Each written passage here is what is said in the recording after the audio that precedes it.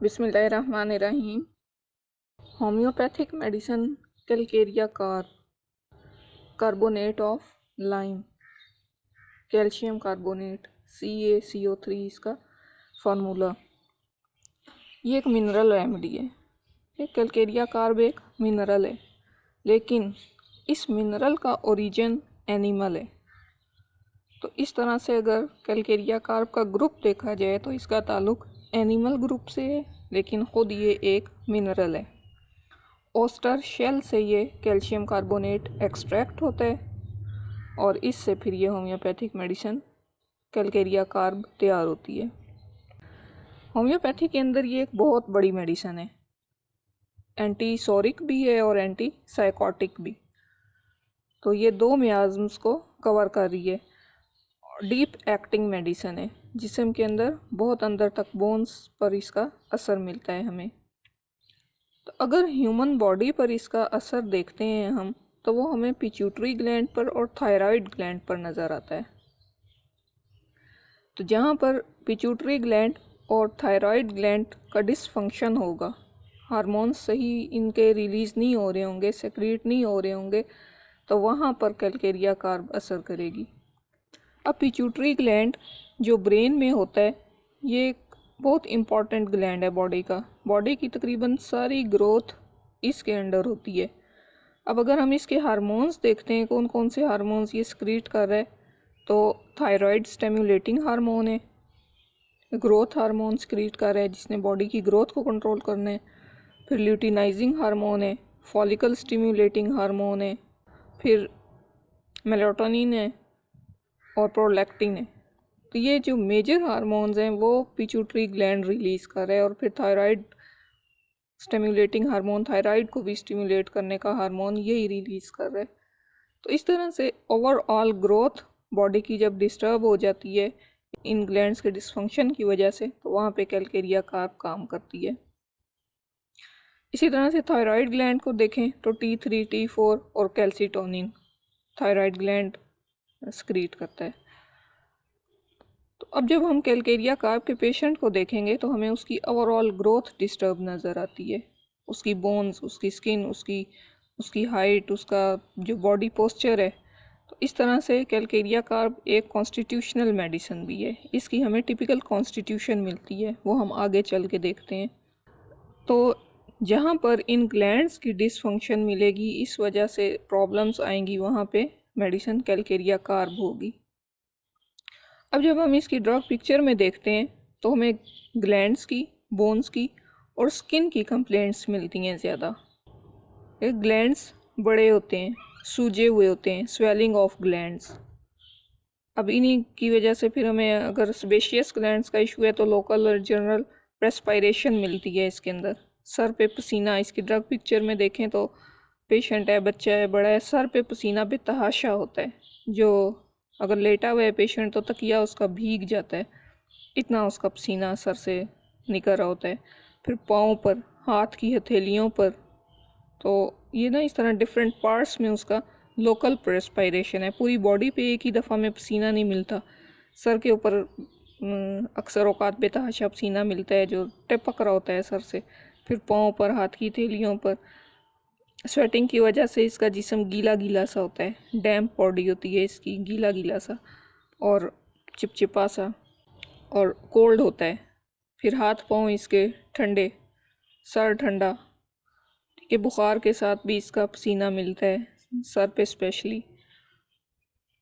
फिर अगर साइनोसाइटिस देखें, नाक के दूध अगर सूजे हुए हों तो म्यूकस सिक्रीशन इंक्रीज़ हो जाती है इसकी, क्योंकि ग्लैंड्स पहले ही सूजे हुए हैं, इस वजह से वो सेंसिटिव होते हैं और सेंसिटिविटी की वजह से वो कोल्ड, जो ठंडक है, इससे वो जल्दी इफ़ेक्ट हो जाते हैं। तो इसके पेशेंट में जब भी मौसम तब्दील हो रहा होता है तो उसको सर्दी की शिकायत मिल रही होती है।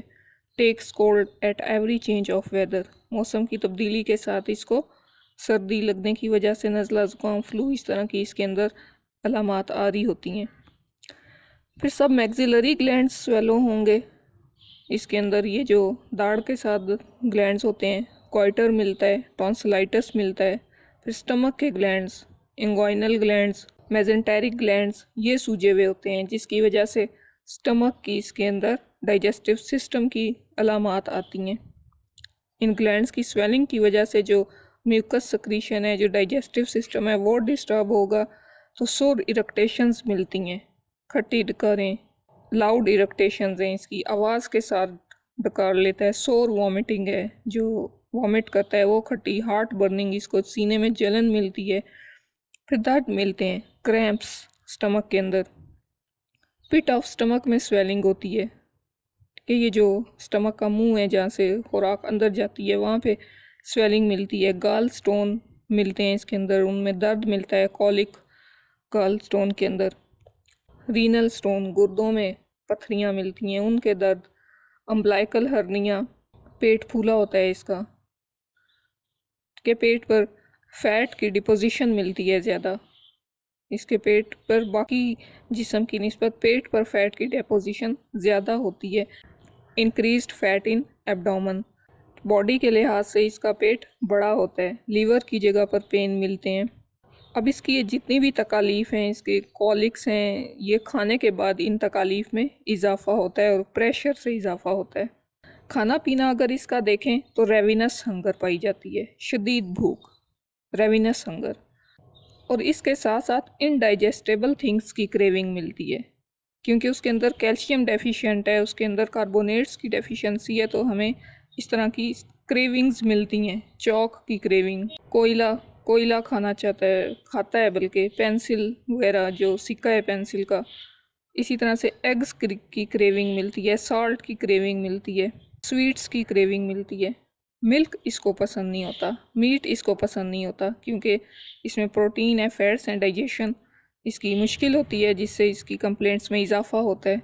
तो मिल्क की और मीट की अवर्शन मिलती है और बॉयल्ड थिंग्स की अवर्शन मिलती है। प्यास इसकी ठंडी चीज़ों की होती है, ठंडा पानी पीना चाहता है।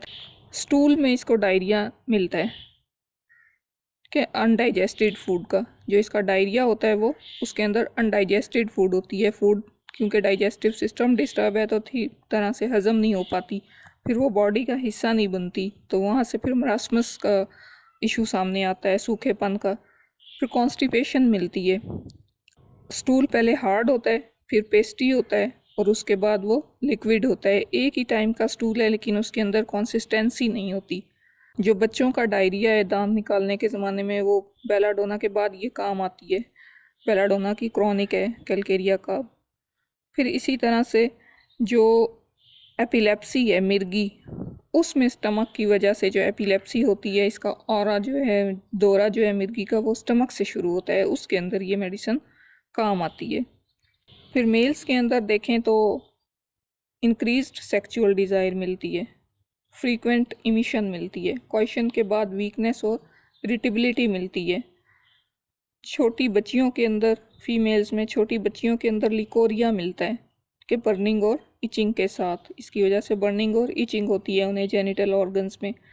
प्रोफ्यूज मेंसेस मिलते हैं, टू अर्ली, टू लॉन्ग, दर्द मिलते हैं, बैकिक मिलता है, कमज़ोरी हो जाती है, क्योंकि टू लॉन्ग हैं, टू प्रोफ्यूज हैं, ज़्यादा होते हैं, ज़्यादा देर तक होते हैं, तो उसकी वजह से फिर कमज़ोरी हो जाती है, चक्कर आने लगते हैं कमज़ोरी की वजह से। फिर इसी की वजह से, ज़्यादा मेंसेस की वजह से, ज़्यादा फ्लो की वजह से स्टेरिलिटी मिलती है, वीकनेस की वजह से ख़वातीन के अंदर यूटेराइन डिस्प्लेसमेंट मिलती है।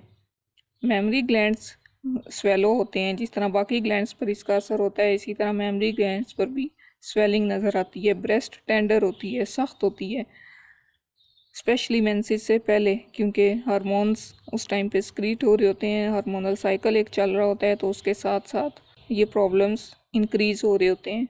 नर्सिंग वुमेन के अंदर मिल्क अबंडेंट होता है, ज़्यादा होता है, पतला होता है, वाटरी, बच्चे को पसंद नहीं आता, बच्चा वो पीना नहीं चाहता। जहाँ के ग्लैंड्स की स्वेलिंग होगी तो उस लिहाज से कंप्लेंट्स सामने आएंगी। पेट के ग्लैंड्स की हैं, स्टमक के, उसकी, गले के ग्लैंड्स की, तो जहाँ के ग्लैंड्स की भी स्वेलिंग होगी उस लिहाज से कंप्लेंट्स सामने आती हैं।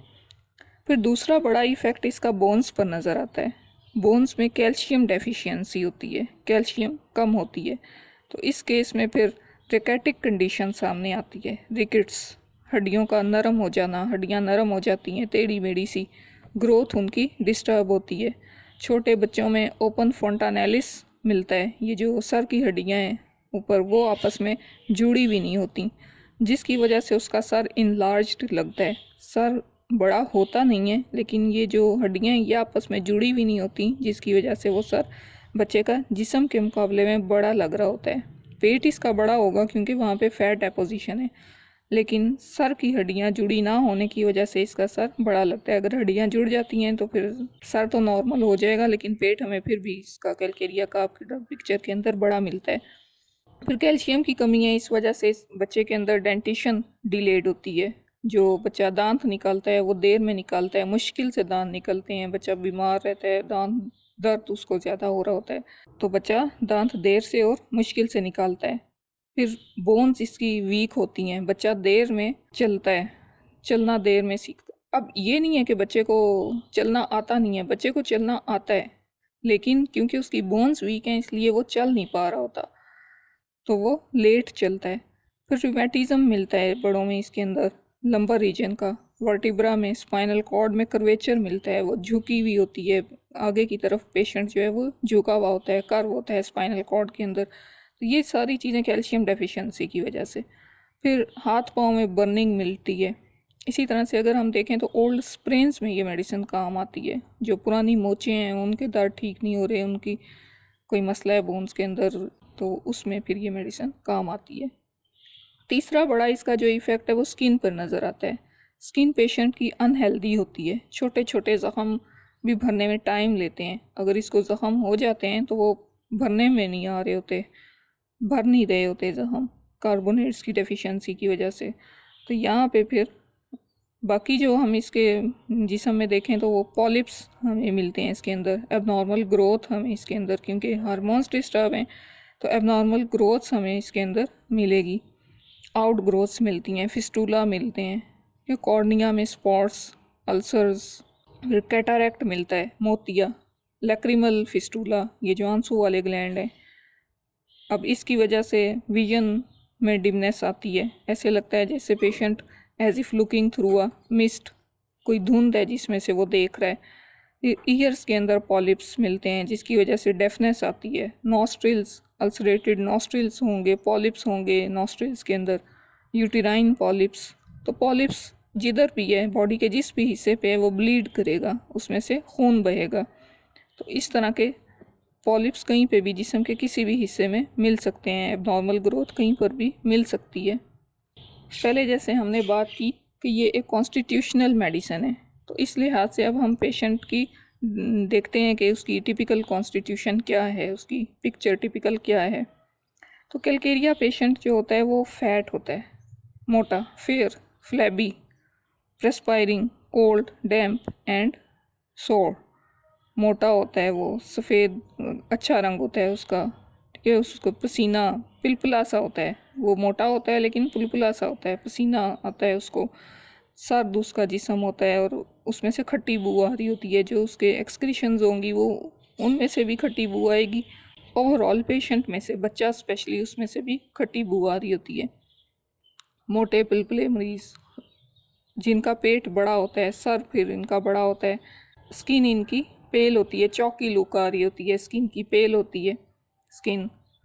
इसका अगर हम टेम्परामेंट देखें तो वो ल्यूको फ्लेगमेटिक टेम्परामेंट होता है, फेल्गम इनके अंदर ज़्यादा होता है, इस वजह से इनमें पेल लुक आ रही होती है। फिर अंडे और जो अनडाइजेस्टेबल थिंग्स हैं उनकी क्रेविंग मिलती है पेशेंट के अंदर। डायरिया मिलता है, फियर मिलता है इसके अंदर कॉन्टेजियस डिजीज़ का। इसको ये फियर होता है कि इसको कोई कॉन्टेजियस डिजीज़ है। फिर पेशेंट फॉरगेटफुल होता है, ब्लखड़, काम नहीं करना चाहता वो चाहे मेंटल हो या फिज़िकल हो, वो काम नहीं करना चाहता। अगर मेंटल वर्क करता है तो मेंटल वर्क से इसे हेडेक होता है, चक्कर आने लगते हैं। फिज़िकल वर्क करता है तो उससे इसके सांस फूलने की शिकायत सामने आती है, सफोकेटिंग स्पेल्स पड़ते हैं इसको, सांस एकदम से इसका फूल जाता है फिज़िकल वर्क करने से। स्पेशली कोई ऊपर की तरफ मूवमेंट करने से, अब जैसे सीढ़ियाँ चढ़ते हुए या ऊपर की तरफ इस तरह कोई भी हरकत करेगा तो इसकी एग्रावेशन सामने आती है। सफोकेशन की वजह से ये चलते चलते बैठ जाता है। तो राइट लंग में अगर इसको हम देखते हैं तो हमें कैविटी मिलती है, उसके अंदर इस जो राइट लंग है स्पेशली वो डैमेज होता है। ठीक है, तो ये इस तरह की कैलकेरिया कार्ब की हमें कॉन्स्टिट्यूशन मिलती है। फैट, फेयर, फ्लैबी और पसीना उसका, पेट बड़ा, सर बड़ा, और क्रेविंग्स डिफरेंट मिल रही होती हैं, काम की वजह से उसके अंदर एग्रावेशन आ रही होती है। अब अगर हम रिस्क फैक्टर की बात करें कि इस तरह की हमें ड्रग पिक्चर क्यों मिलती है, तो सबसे बड़ा रिस्क फैक्टर मेल न्यूट्रिशन है। कि अब बच्चों के अंदर इस तरह की ड्रग पिक्चर क्यों मिलेगी? अगर माँ मेल नरिश्ड है तो वो बाय बर्थ बच्चा मेल नरिश्ड होगा और उसके अंदर इस तरह की कॉन्स्टिट्यूशन आएगी, उसकी बोन्स के अंदर कैल्शियम की डेफिशिएंसी होगी, जिसकी वजह से उस बोन्स के इश्यूज सामने आएंगे।